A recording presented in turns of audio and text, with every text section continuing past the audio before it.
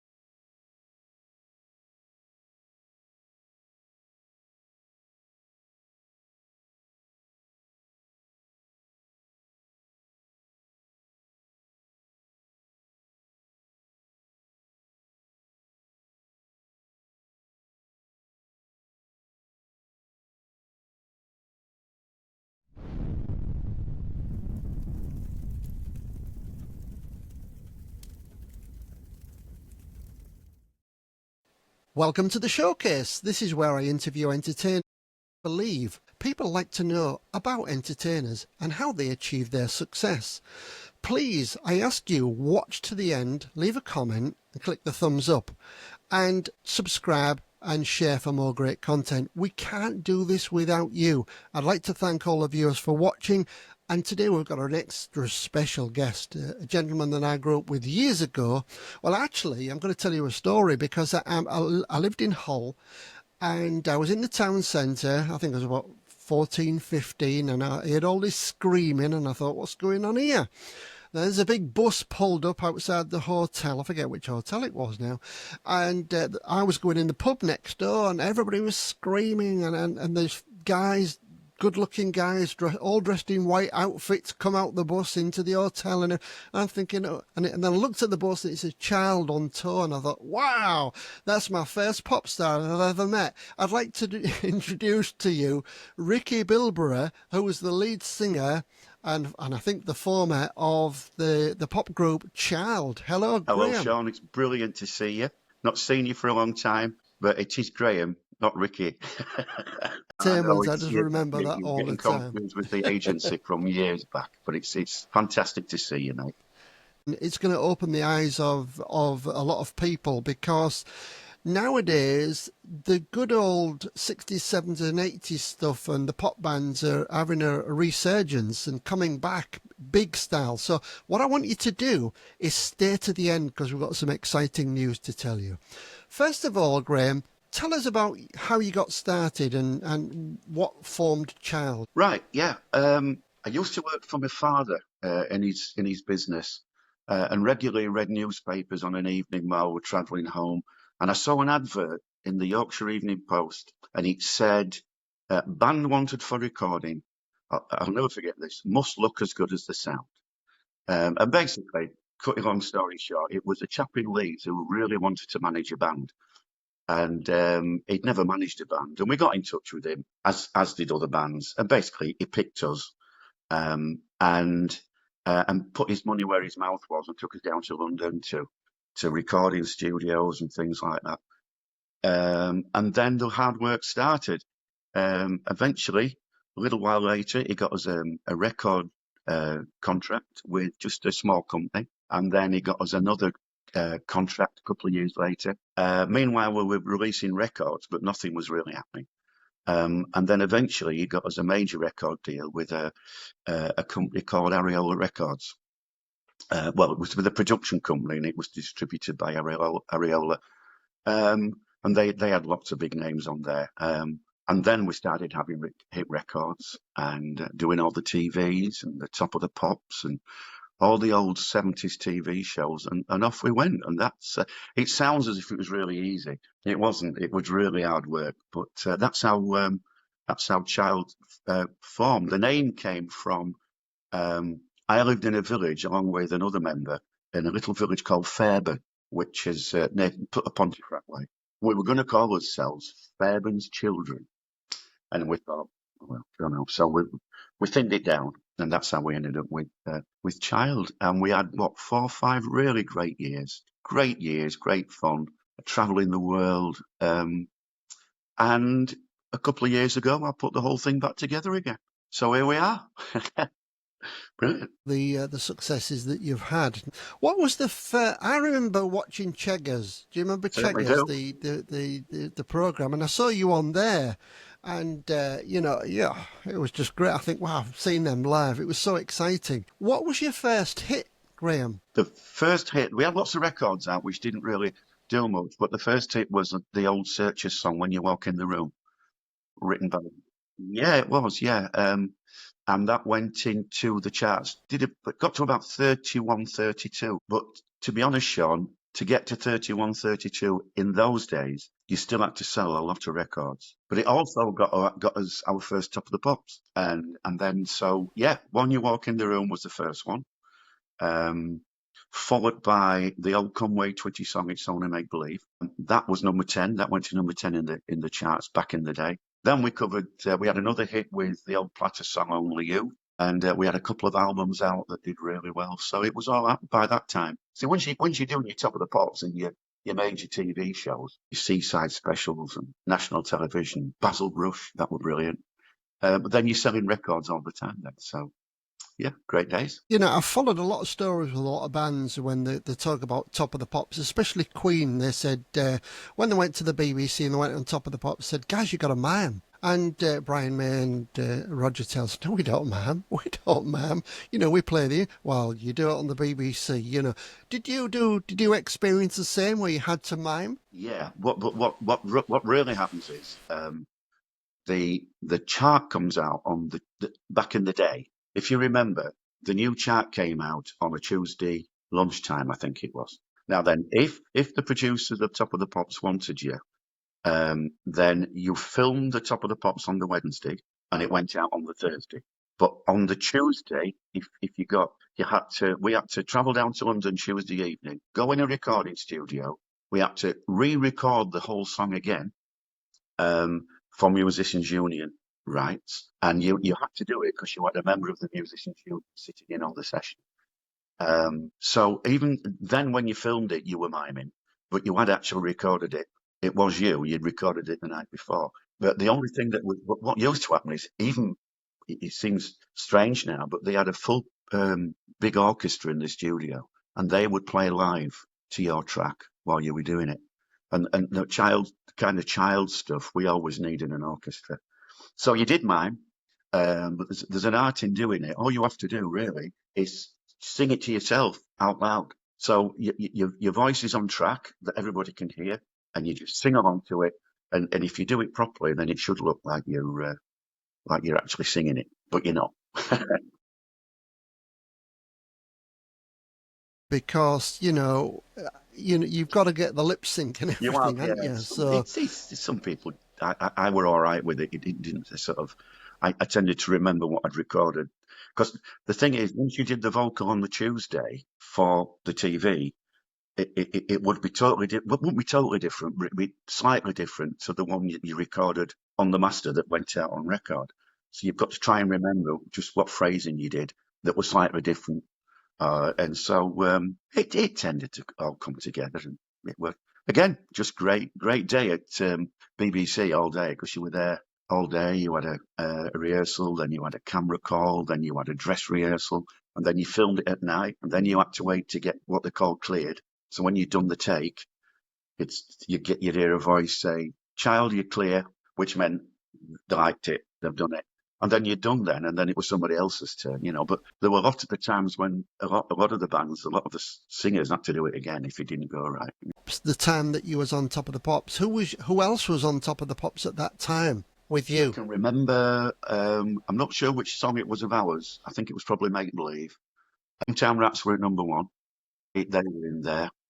See, the hard thing was that Child in the late 70's, it was right in the middle of punk. It were all the punk bands. It were all the punk bands. Your Boomtowns and I can't remember some of them. Sham 69 and all them.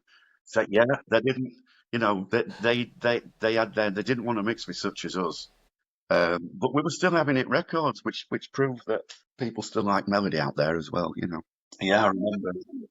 Your looks and your harmonies and the overall package was just a sellable item. And I think from that you got Boyzone, Westlife, and I just wonder if sometimes any of that came from your beginnings. Well, I don't know. I think when we in the middle 70's, when you got the Rollers and Kenny and all these teeny bop bands as we knew them.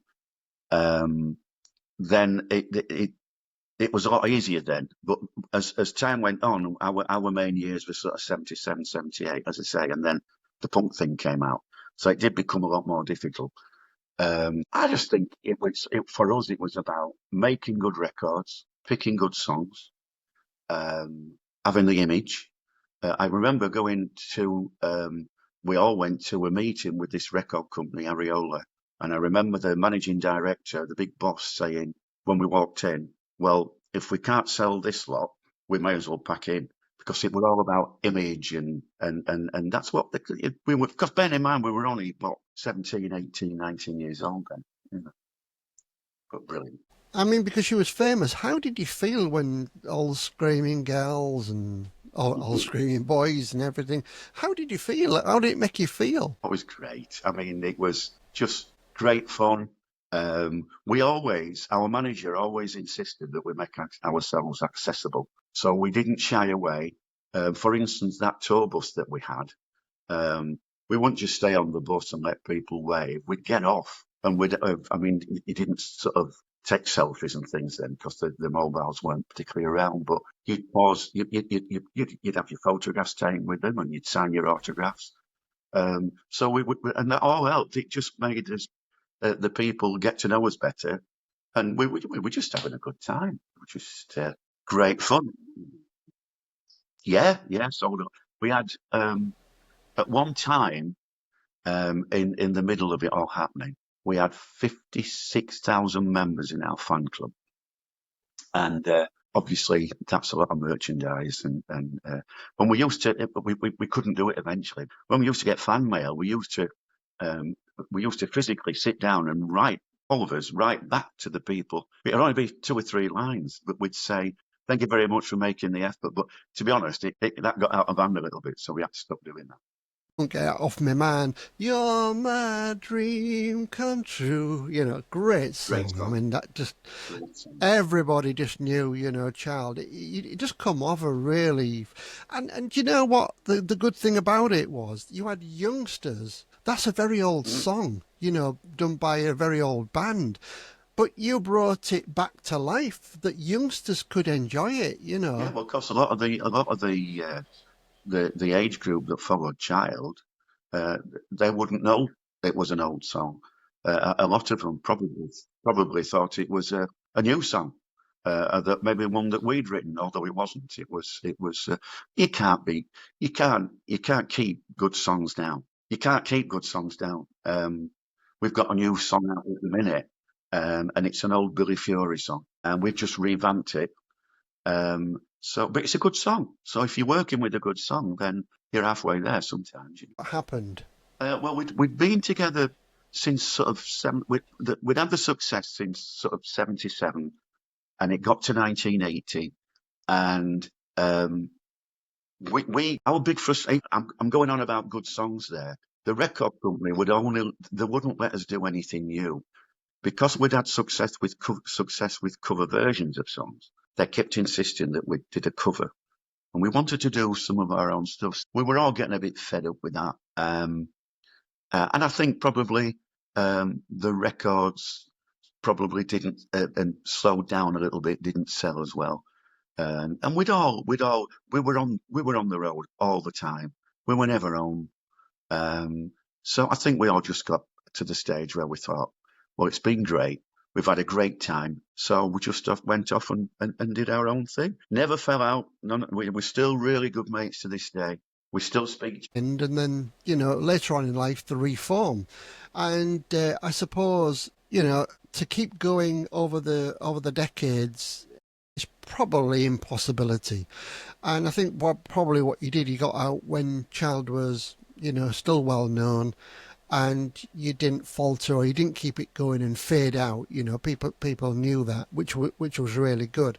What did you turn your hand to then, Graham, I was, after you finished I was Child? quite lucky, really, because um, I got the chance. At that time, there was Shakin' Stevens was having some mega success with This Old House and Green Door and all the hits that he were having.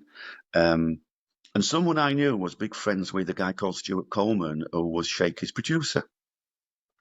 And Stuart invited me down to his house to listen to some songs. And they took me in the studio for a week with Shaky's band. It was all a little bit see how we go type of thing.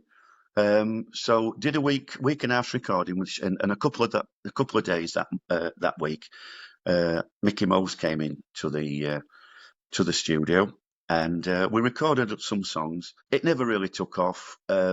Everybody were happy with what we'd done, but these things happen in this business. They say we'll look at this, we might do this, but it didn't.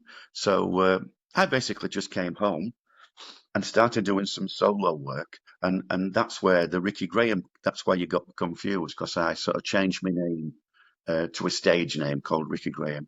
And I just went out on the road doing solo gigs, which kept me busy. It was okay, good. You was very popular. You was at the height of Clubland when clubs was open 5-6 nights That's a right, week. yeah. You was working extremely well. You're a very likable guy. Clubs wanted you back, and then I think you decided then to form an agency. Was it with Pip? No, I didn't form an agency. I was being looked after by Les Parker. Do you remember Les Parker Associates, the agent? And he asked me if I wanted to go and work in the office, basically. And I used to go in the office a few days. And then eventually he said, how do you feel about taking it over as yours? This is a few years after this. So I did. I bought the agency as a going concern at Les Parker Associates. And it was a big office at the time. It had a lot of acts, a lot of work. And then I changed the name to Ricky Graham Leisure, and I became an agent.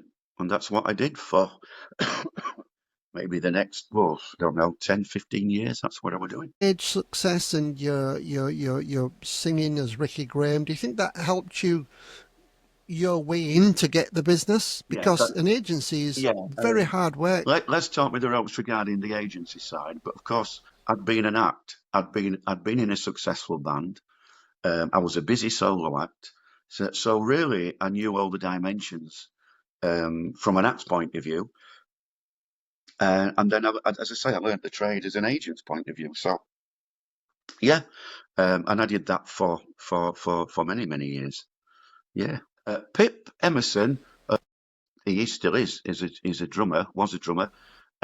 He knew Les very well, and I realised that we needed somebody in the office. So I approached Pip and said, "Look, do you want to come and get involved?" So he did. He had his own venues and he managed certain acts, and it worked well. We were a great team together. It was really good. So you'll remember Pip, won't you? Yeah. Oh, yeah, I don't remember him well. I also remember, as a solo artist and as a duo going around the clubs in West Yorkshire, every club I went in was Ricky Graham Leisure, Ricky Graham Leisure. It's like you took over the industry. It was very busy. It was very busy. And it's still there. It's still there. No, I haven't got the agency, but when I came out of the agency, Pip went to do something else, and then I got a friend of mine in who was in a band called Turnstile, who you may remember, a good show band that was on the circuit.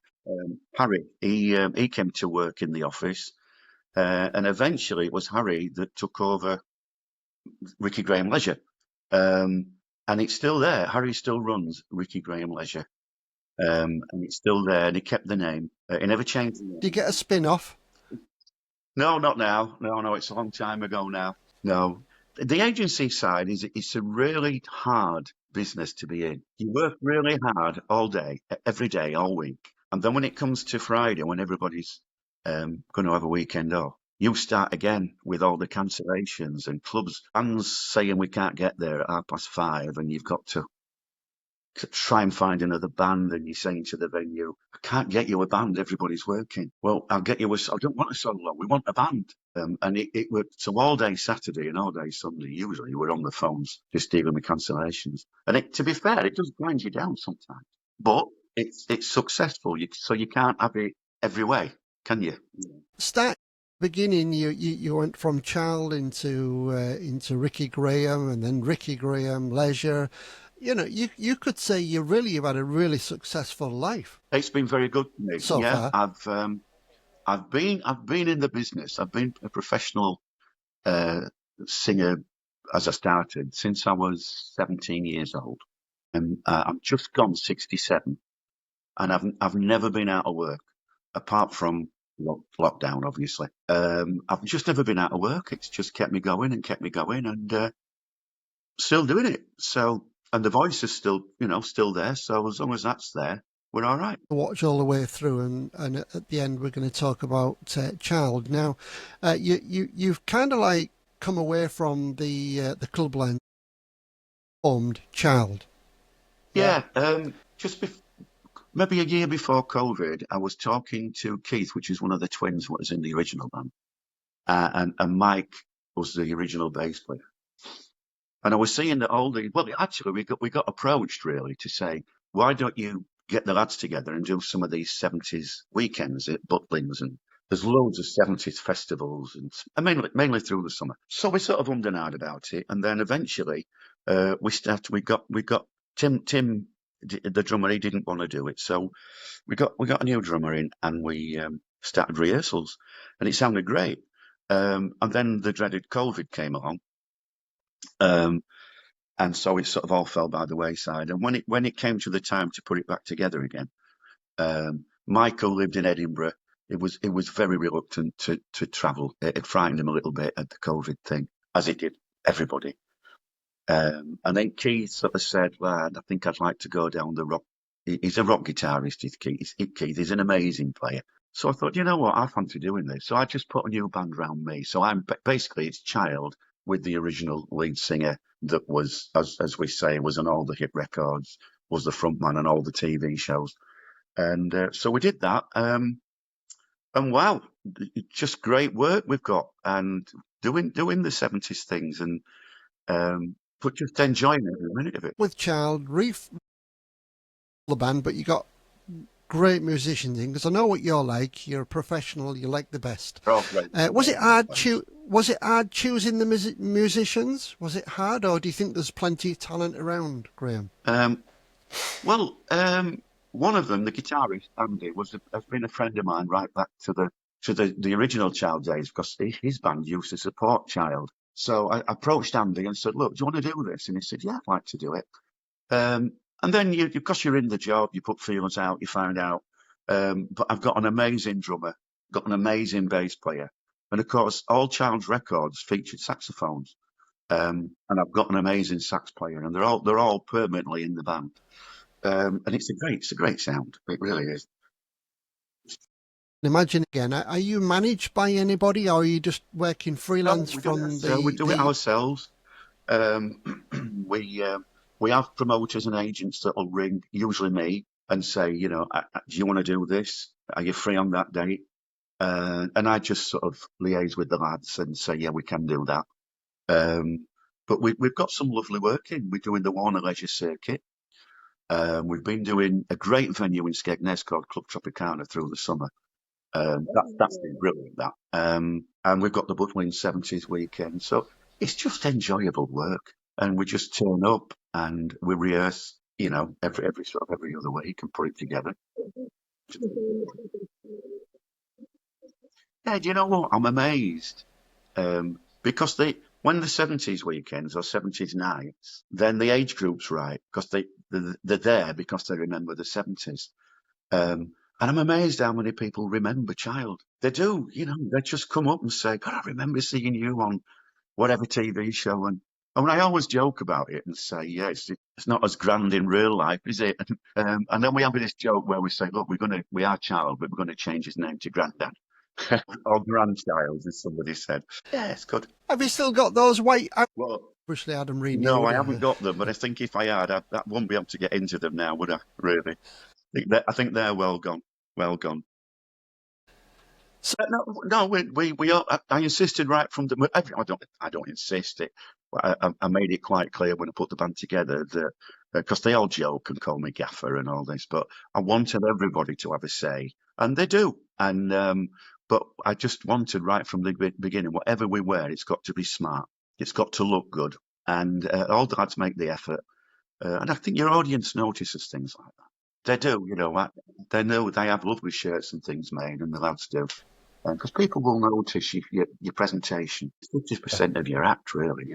that's Graham. Because do you want to explain to the viewers what the Heritage Charts are? Well, and then at least they'll understand. The Heritage Chart is the brainchild of TV presenter and radio DJ Mike Reid. He's been doing it for about I think it's their 6th year.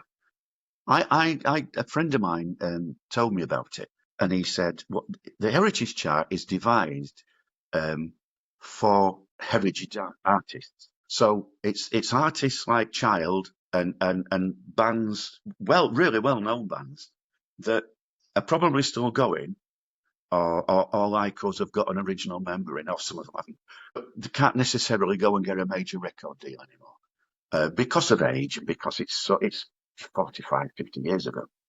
And he put that together, and what he's saying is that a lot of these bands and solo artists that were around 30, 40 years ago are still making great music. And he wanted to form a platform where the music could be heard. So we formed the Heritage Chart, and it's very clever. It's done on votes. It's not done on sales. It has a top 40. And it goes out, Mike Reid does it, and it goes out every Sunday tea time like the old chart used to do at 5 o'clock. And it's all the people that have voted for those, whichever their favourite songs are, all week. And it goes up or it can come down the way that sales used to do. It's followed by a TV show, which this is all online, by the way. It's online. But there's a TV show at 7 o'clock with the new chart that's just come out at 5 o'clock. And that's all done with videos. So if you do a new song, record a video. If it gets in the top 40, he'll use the video on the TV show, and it works absolutely brilliantly. There's over 90 countries, it's worldwide, that vote every single week so that you can vote for as many artists as you want, but you can only vote the ones on that particular device for the same band. So if you voted for Child, you couldn't vote 10 times or 20 times, but you could vote for other bands or whatever, So it's very clever. It works brilliantly. On top of that, they've now got the Heritage Chart radio station, where Mike Reid presents that, and that's on 24 hours. He's got Dave Lee Travis back on there. And it's all to do with heritage songs and heritage artists. So I'd never heard of this. So off I sends, the first thing we did was a Christmas song about 3 years ago. And lo and behold, it ended up in the top 30 with votes. The next one we did was a song called Love You Forever, which is an original song. That was voted up to number 7. Then we did a cover version of an old song called I Love How You Love Me. Lo and behold, in the chart for about 7 weeks, went to number 1. And then released an old song called I'm on the Outside Looking In, Little Anthony and the Imperials song, and that went to number 1 and stayed there for 2 weeks. So I didn't expect that. That's all people all over the world just voting for your song. So it's if people want to get involved, and you just go to the heritage chart. I think we're going to put a link up, aren't we, where you can vote. And then you just go down to whichever song you want to vote for. You just tick the box. Then you scroll down to the bottom and it says submit. You click that and then you get the vote. Very clever. And it's run very, very well. Very easy to do. Yeah. And even though the chart is a top 40, but obviously like the old chart, they've got breakers, which is underneath. And it goes way down to sort of 70 odd. But you can still vote for them, which will help them get into the main chart, And we've just got a new song out now, which has only been out a couple of weeks. It's gone straight in the 40 at 39 this week. So if anybody would like to vote for that, it's called Forget Him by Child. And as I say, go on the Heritage chart, scroll down to number 39, give it a tick, scroll down to the bottom, click submit, and we get your vote. And that's how it works. Great. This is the first time on the showcase that we've introduced something like this. So it'll be very exciting to see how many people actually go and do it. And what I'd like you to do is just think of, Graham being a good old English. Sorry about the old. That's all right. a good talented man that's put effort into the entertainment business for years. We're going to give him something back. So I'd like all the viewers to the heritage charts and vote for Graham's new song, and obviously not just this one. I'm sure you've been producing others as well, Graham. Yeah, we've got all sorts of things planned. If your viewers would like to hear Child's new song, it's called Forget Him. It's an old Billy Fury song. It's a song written by Tony Hatch, and I know that Tony Hatch heard the song in the week, and lo and behold, he liked it, and him and his wife voted for it. So that's not bad, is it? You can get the songwriter to get behind it. But you can hear it on Spotify and all the major platforms, you can hear it. And if you've got Alexa, if you just say, Alexa, play Child, Forget Him, then you can hear the song before you vote for it. And if you like it, give us a vote. Yeah.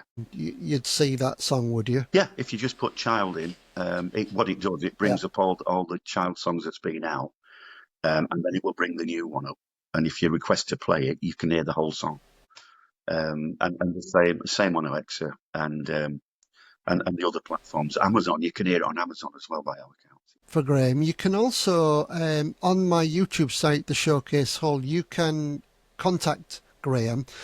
Both myself and Graham will manage the comments, and if you want to ask Graham any request or anything like that, I mean, he's not going to sing to you, don't get me wrong, but if you want to ask, if he was unsure you never know. What I'd like you to do is, let Graham know that you remember the songs and where you was when you heard his songs, and let's have a bit of memorabilia, and that'll get things going. Because I always remember where I was when I heard certain songs. My favourite group of all time was Slade, and I can remember, where I was, where I went to see him, and it just brings back memories. And so I were a massive Slade fan, I really were. Can I just say, Child have their own Facebook page, so if you put Child in capital letters, you should be able to find you can follow us on there as well, and everything's on there from all the songs just got we had a new album out in December. That's all on there. And just generally what we're doing, where we gig in, where we're going to be appearing live. So if you put capital letters Child, and then if you would give us a follow, and then you can see what we're up to and what we're about. On Facebook, that's easy. Child in capital letters. Again, we'll put that on the links. But what I would like you to do is, there's a lot of people out there will remember Child and remember Graham and the awesome songs that they produced. I would like you to comment on the YouTube, because it'll help the algorithm also for Graham. Because the more the algorithm gets used to, it'll get them know. And I'd like to say that we've had 1 million hits. That would be absolutely fantastic. But it's all down to you, the viewers, for watching this, and thank you for making the showcase very successful. Right. And I'd also like to thank great people like Graham, who's had a great career, and he's taken the time to come on my show and explain all about the past, present, and the future of Child. It's exciting. Well, it's an absolute pleasure. Thank you for watching. Absolute pleasure to see you again after all these years, and thanks for inviting me. The Heritage charts, vote for Child, and all that'll be on here. Thank you very much from the showcase. Thank you.